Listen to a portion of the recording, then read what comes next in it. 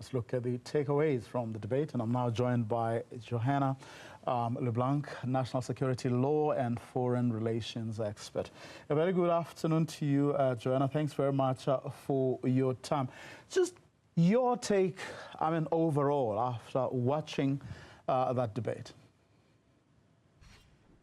First and foremost, thank you, Buyo, for having me on. Greetings from Washington, D.C.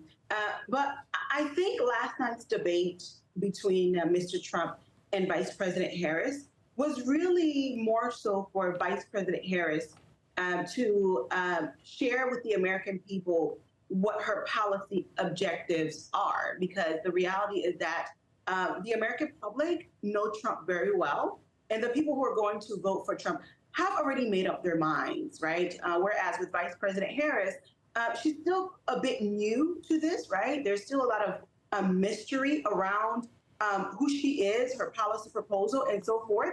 So the debate was really more so for VP Harris than it was for Mr. Trump. However, while I think that overall Vice President Harris delivered very well, she delivered her points very well. There were obviously some missed opportunities, but let me tell you what I think she did right. I think that she came off as very, very presidential last night, and she came off as someone who is very inspiring and who's looking to unite the American public, which is something that is needed in our country right now, based on what's happening with the political climate. And she also seemed very friendly, and she was smiling. And why those things are important for Rio is that there are folks who are going to vote for Vice President Harris or Trump, not necessarily for policy, but are they likable, right? So it's important to appear to be likable on television and during these debates. So I think on that front, she delivered, and she delivered well. On the policy issue, her strongest point was on when she talked about reproductive rights. She was very humanistic in her approach, talking about the woman who is bleeding to death and not being able to access medical support because of restrictive laws in various states across America. She talked about the 12-year-old who perhaps is a victim of incest, but not able to abort the child because, again, of restrictive law. So I think that was her strongest point last night. And Mr. Trump, unfortunately, while immigration is one of his strongest points, but he went down the rabbit hole last night, especially after Vice President Harris called him out on his the side of his campaign, and that completely threw him off, and it went downhill from there. Downhill from there, you say. But if the biggest aim of the Kamala Harris camp was for her to tell Americans what she's about, what she stands for, does it necessarily follow that the debate was for Trump to lose? It was not necessarily for Trump to lose, but it certainly did not put Trump in the best light. Like, for example, Mr. Trump talked about immigrants eating cats in a city called Springfield in the state of Ohio. And he was actually referring to comments that was made by his Vice President nominee, J.D. Vance, who said Haitian migrants are eating pets of Ohio residents. Those sort of comments are repulsive, divisive, racist, and quite frankly, dangerous for not just Haitian migrants, but immigrants all across America.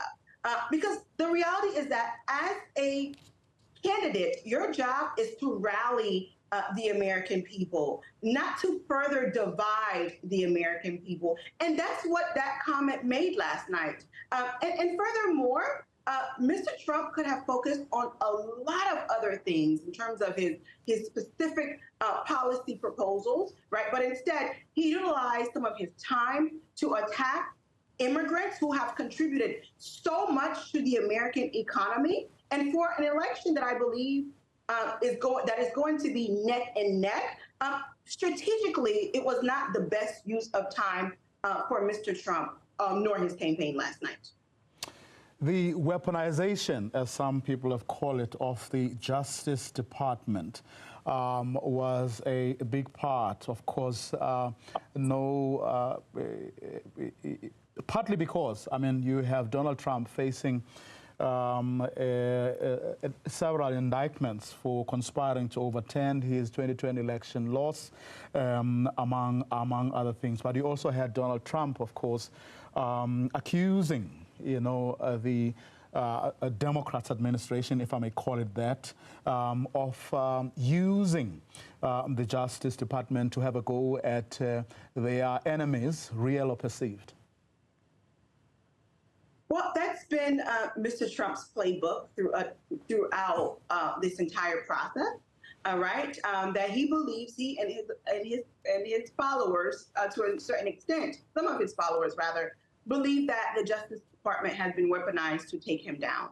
And I think that from a strategic standpoint, all right, because again, I'm an analyst. I don't have a particular candidate that I support over the other. But I think from a strategic standpoint, I think it works, right? You're showing to the American people that, listen, I am the candidate that's going to bring about change. But because I want change for you, the system does not want me. So not only are they weaponizing the Justice Department to come after me, but I almost died in the process of trying to be your representative. And he even talked about almost taking a bullet to the head, the attempted assassination. So I think some of his voters, they want to hear that rhetoric that the system is trying to stop Mr. Trump by any means necessary from becoming the president of the United States, the president who would actually address their dire needs and fix the economy and fix the immigration issues that this country is facing. Who do you think convinced Americans better than the other when it comes to the economy? I think that Vice President Harris laid out some of her plans, and one of them is she is proposing a $25,000 tax cut for first-time homeowners, right? Which I think is a good step in the right direction. One of the quickest ways to build wealth in this country is actually through home ownerships.